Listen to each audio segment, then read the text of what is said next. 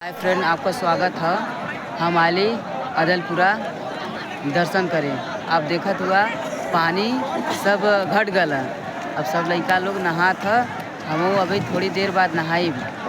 आप देख सकला यहाँ अंधेरा खाली लाइट के भरोसे हम वीडियो बनावत थी। और का कही इतना भीड़ की दर्शन न हो पाई। बाकी कोशिश करब ला दर्शन करे बदे। हमारे टीम में 13 लोग आयल बा। नाम का बा बतावा हो। अरुण नाम है।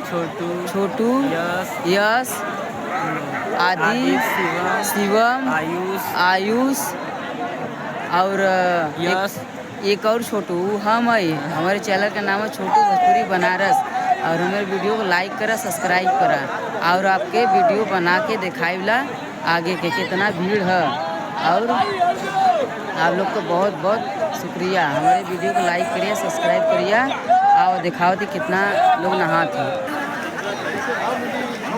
आप लोग देख सकला कितना लोग नहाते हैं।